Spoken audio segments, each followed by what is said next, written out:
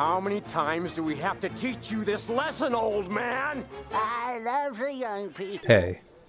Let me tell you, I was not expecting this level of wacky storytelling from this DLC. What I thought was going to be a throwaway filler pack ended up fixing some issues I had from the previous story while delivering some incredibly intense scenes with even more branching paths. The very concept of how this DLC came to be is incredibly unique. Back in 2021, Bandai let fans vote on who they wanted to see added to the game's roster through an in-game poll. The characters who secured the most votes found themselves front and center in the next story expansion. The winners ended up being Ultra Instinct Saiyan Goku, Dispo, and GT Vegeta, who actually hadn't appeared in a mainline Dragon Ball game since Infinite World. The community's reactions were pretty mixed. Most players felt the winners were safe picks, but Goku and Dispo were easily the most controversial. Some people loved that we were finally getting another Universe 11 representative, while others felt that characters like Bergamo would have been more interesting, and by this point people really did not want another Goku. 5 years later, almost all of those characters from that poll have been added. The only one missing from that lineup is Bergamo, so maybe we'll finally get him in that final pack coming this summer. Now those roster characters are pretty interesting, but we're here to talk about the actual story that was added, and how it feels like it should fit right into the tail end of the Infinite History pack we went over a while back. So get comfortable, crack open that gas station energy drink, because today we're looking at the Conton City Vote Pack.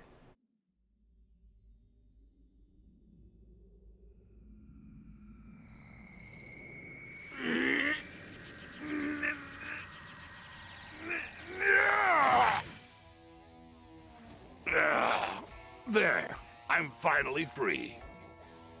Damn that Few. I'll make sure he pays the next time our paths happen to cross. But before that, I must gather more power. I need another puppet who'll submit to my will. Hold on. They might work. Sometimes I delight myself. With them under my control, I'll have the necessary power to resurrect the demon realm.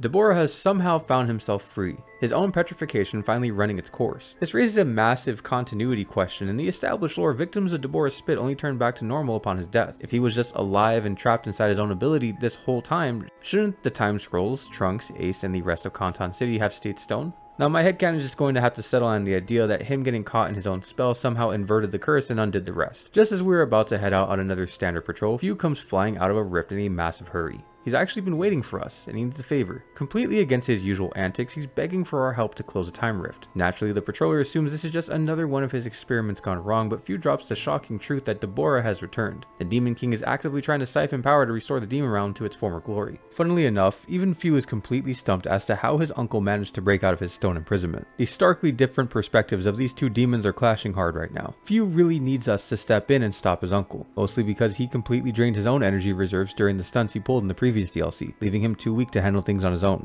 It's highly interesting that he'd even consider facing off against Dabura, considering how much Few generally avoids direct fighting. This leads us with two possibilities. Either there's a redeemable shred of good in him, or the much more likely option that I'm personally leaning towards, he's just incredibly manipulative. With the patroller agreeing to step in and put a stop to Dabura, we head straight into the first scenario.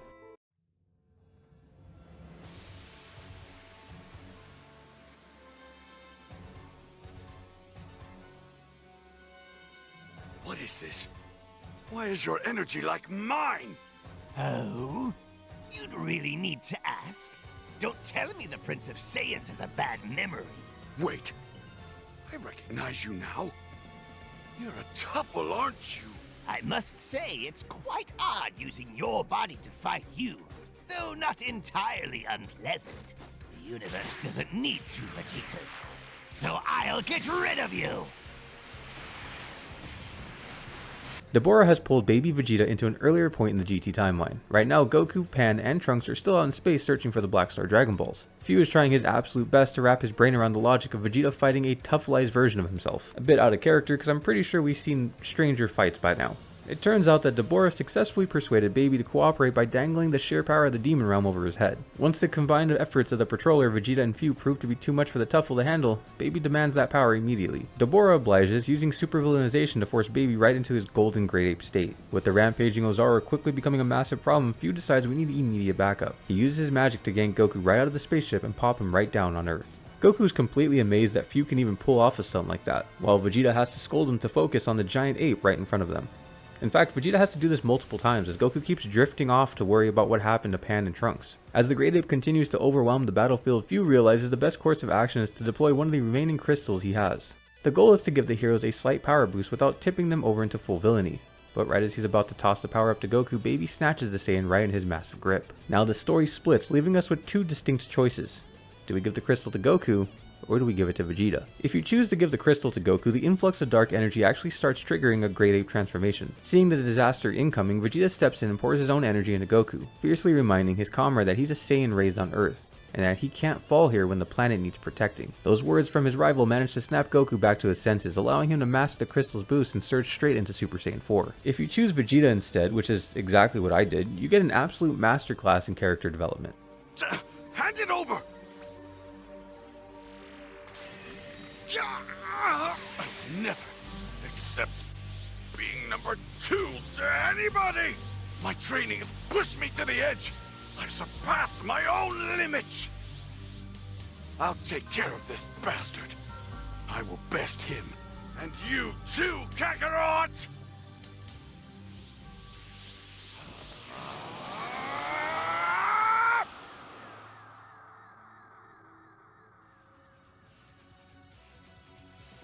Yeah!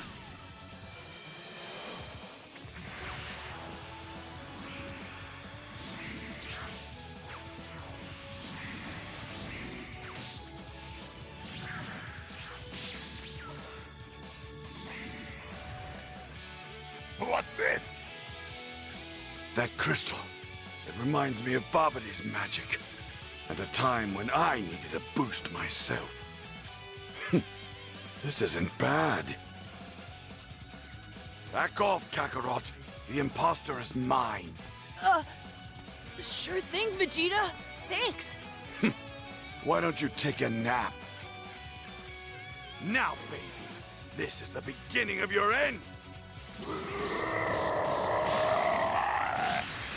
Dirty apes! You don't belong in this universe!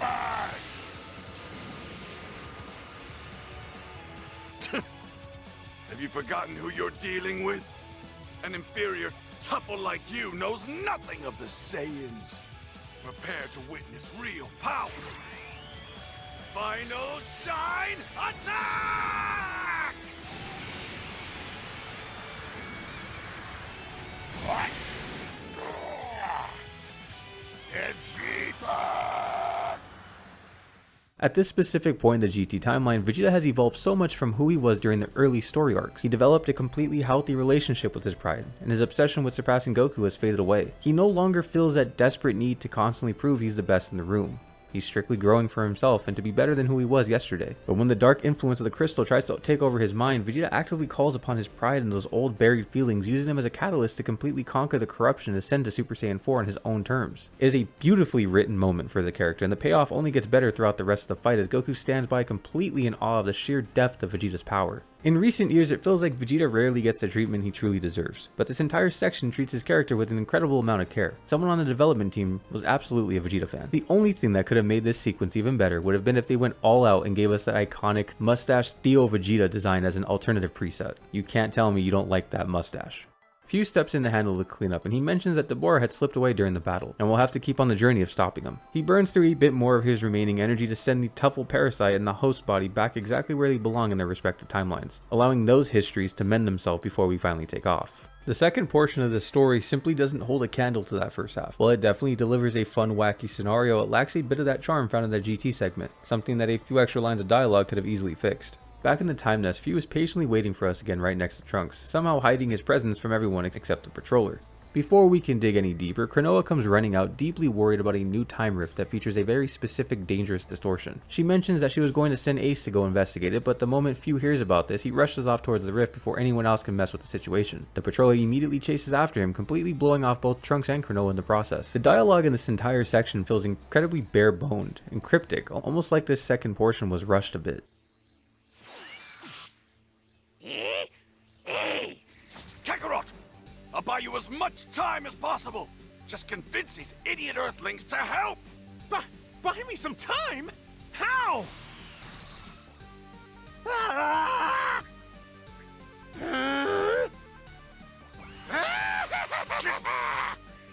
What? Dabura? Didn't Boo eat you?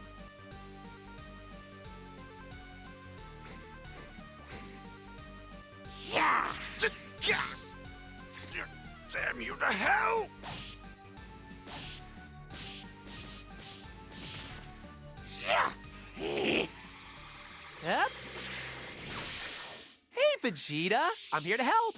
Don't touch me! Damn it!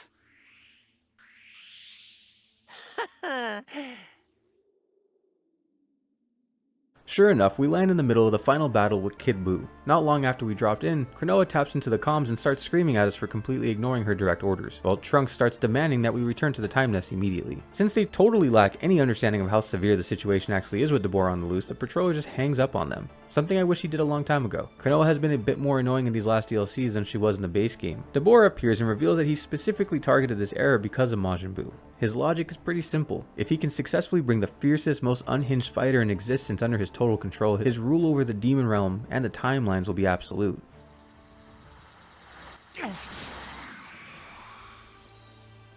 That was a close call. Who are you? What? You don't remember me? Fine. Then I'll have to remind you. My name is Dispo. The supersonic warrior of the Pride Troopers. Peacekeepers of Universe 11. This villainization version of Buu ends up being a much tougher opponent than anyone expected, and realizing he needs some backup, Few taps into some of his hoarded power to summon Dispo, specifically pulling him from the exact alternative timeline where they swap places during the Tournament of Power. If the Tournament of Power time rift wasn't absorbed in the pocket rift with Janemba that was absorbed back in the last DLC, then it's just been floating around without a Goku, as he was absorbed in the hell that future Janemba resided in. But if they were grouped together, this would heavily imply that the timelines that Few absorb don't vanish and can actively be pulled back when he needs them. But the game doesn't outright tell us, so we're left with more questions about how his powers actually work. Meanwhile, Goku's Spirit Bomb is finally primed and ready, but just as he prepares to launch the final blow, a complete different variant of Dabura blindsides him with a sneak attack, knocking the Z-era Saiyan out cold and sending him crashing to the ground. I'm not sure if anyone noticed this, but the dev team took off the Majin mark from the Dabura that's been actively causing us so much trouble since he's no longer under Babidi's control. It's not long before the main Dabura starts gloating and boasting that the sheer power harvested from these chaotic shifts will fully fuel his ultimate resurrection of the demon realm. But Few was entirely prepared for this. He opens another portal and pulls a completely different fighter into the battle. Out steps Super Era Goku, yanked directly from his Tournament of Power battle against Kefla. Few brings him in the exact millisecond the Z-Era Goku drops, causing the falling Spirit Bomb to land squarely on the Universe Survival Arc Goku instead. The massive attack doesn't destroy him, but it instead completely floods this Super Saiyan with all of its concentrated energy. Few quickly moves the unconscious Goku out of harm's way. Seeing how completely derailed the entire planet has become, the second Dabura variant decides to turn tail and run, much to the absolute surprise of the main Dabura, who just learned the hard way that you can't trust anyone, not even yourself. Before the fleeing variant can get too far, Dispo and Vegeta take off after him, leaving Kid Buu and the main Dabura to face off against Few and the Patroller while the freshly boosted Super Goku begins to channel his massive energy. Dabura expresses his deep disappointment in Few, unable to comprehend why his nephew wouldn't want to use all that collected energy to revive the ancestral demon realm. Few just doubles down on his previous stance. He has zero interest in restoring the realm. His only true passion is collecting research data and watching events play out that were never supposed to happen. He admits the Saiyans have been giving him exactly that, proving that no matter what kind of insane obstacle he throws their way, they always find a way to overcome them and win.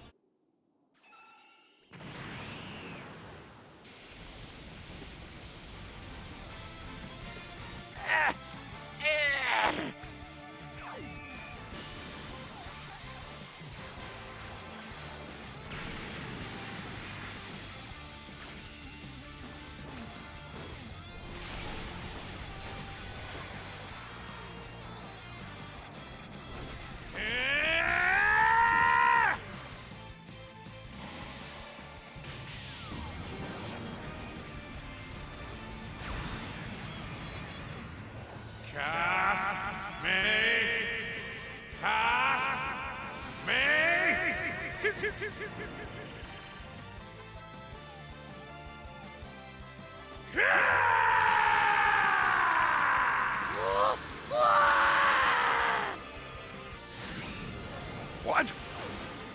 No!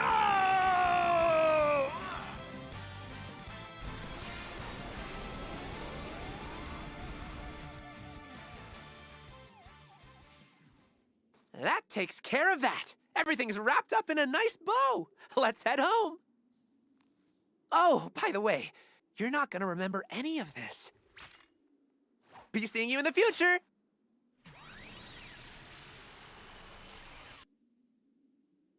You were incredibly strong, and I kinda had an unfair advantage. But you sorta had one too, right?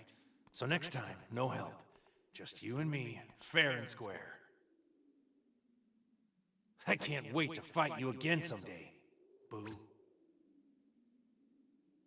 This is easily one of the better cutscenes the game has to offer, and it wraps up Dabura and Boo for good by directly referencing the amazing sliding Kamehameha Goku used against Kefla in the Tournament of Power. It would have been absolutely perfect if not for one glaring issue. The way the ending fades out makes it feel as though the Goku who pulled off the move was the Z-era version. It's an incredibly common misconception in the community, and it could have been entirely fixed if Super Goku had just been given a brief conversation or even a passing acknowledgement with Kid Buu prior to the clash.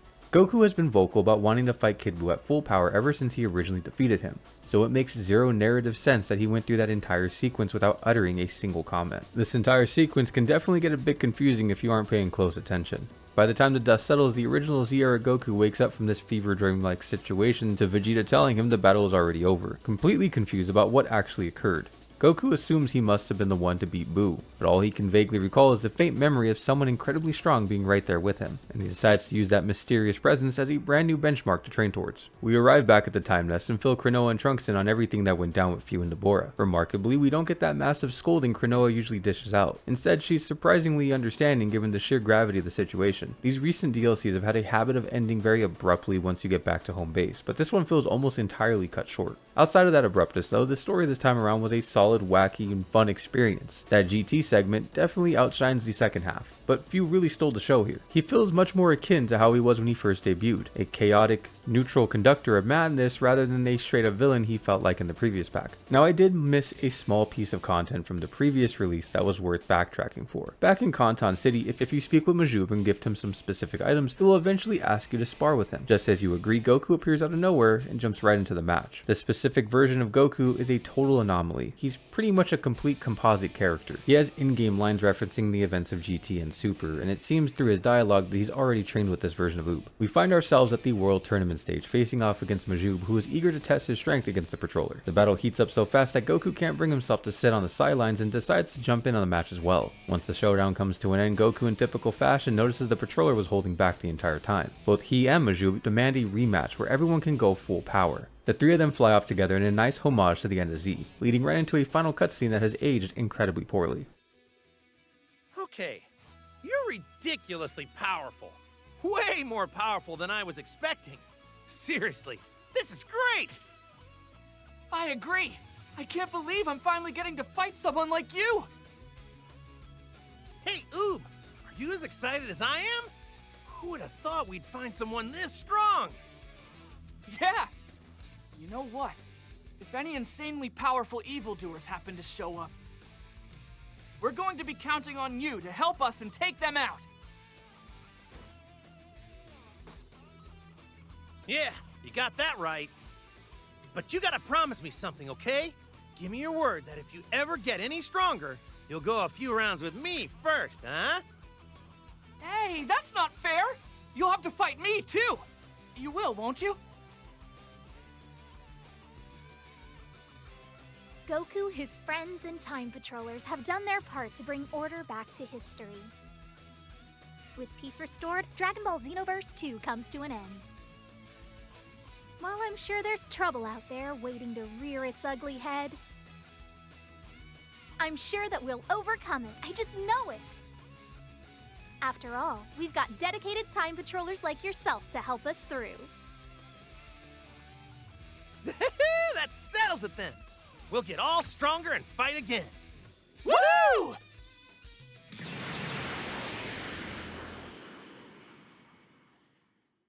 So that was a fucking lie. It seems at one point this was planned to be the ending cutscene to Xenoverse 2, but for whatever reason, this game kept pumping out more and more story, and at the time of recording this, we are a couple months away from that final DLC coming out. There really isn't much more DLC left for me to cover before we are finally caught up with this game's massive story. So if you haven't seen everything we've broken down so far, I'll leave the full playlist linked down below. And if you enjoyed this little dive into this incredibly strange DLC pack, definitely consider sticking around and subscribing so you don't miss the next part when it drops. As always, it's been your local overanalyzer Art Tellings, and I hope you have yourself a damn good one.